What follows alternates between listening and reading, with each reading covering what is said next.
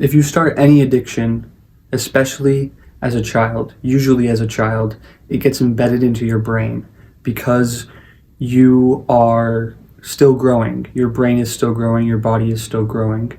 And so your brain, while it's growing, it learns to become dependent on whatever addiction it is, drugs, technology, etc. And of course, you can suppress the effects of addictions. You can suppress your addiction, and usually you can get rid of it if you did not start your addiction before you were an adult, because again, your brain's still developing and it like gets permanently set into your brain, that addiction. And of course you can get rid of it pretty much altogether.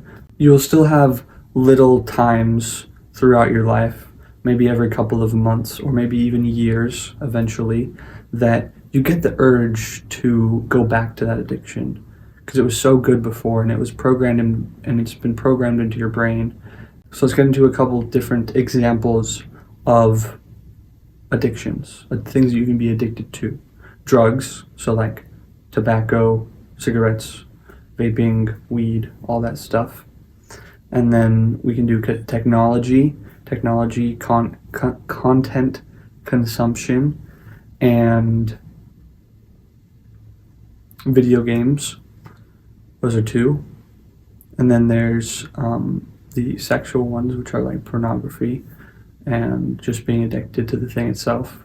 And all of these things are similar in that they give your brain dopamine in some way, shape, or form that wouldn't really be naturally attainable. You know, if you were an animal, would you be able to naturally attain pleasure from watching a movie? Would you have access to that? No. Would you have access to drugs? No. Would you have access to sex all the time? No. You would have to go live your life and go find food and everything. In this day and age, for humans, we have so much crap and we don't have to go out and hunt for food like our cavemen ancestors had to. And you can use all of these addictive things for good purposes too. Drugs, medicine, technology, you can use it to learn and grow and do other stuff, do tasks, and make things easier for you. And then with sex, you can create life and also bond with whoever you're doing it with. And preferably, you would be married before you do that kind of stuff with someone. And as I said before, if you started any addiction when you were a child, it doesn't go away. It never goes away. 99% of it can go away, but you will never get rid of 100% of it if you started as a teenager or a child.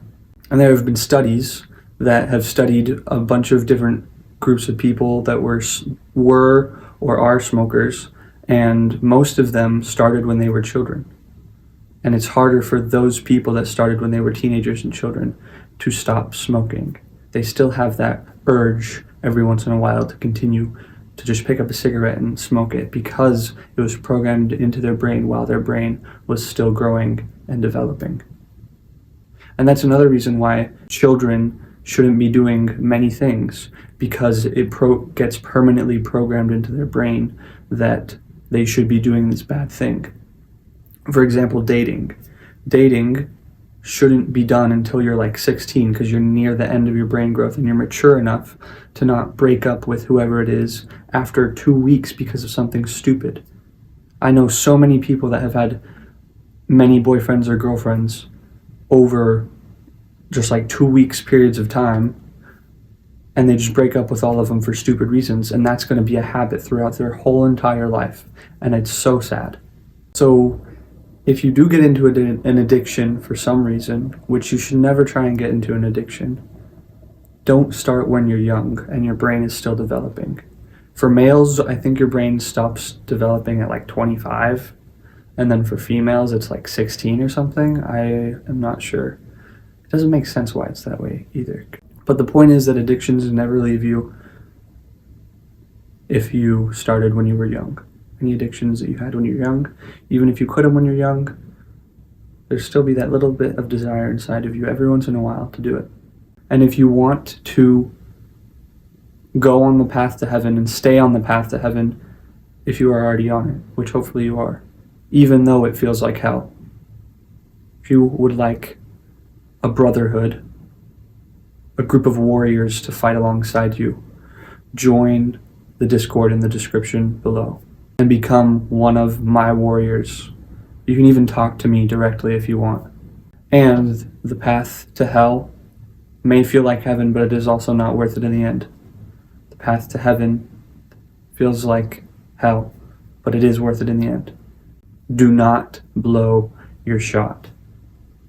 I love you, bro. Stay on the path.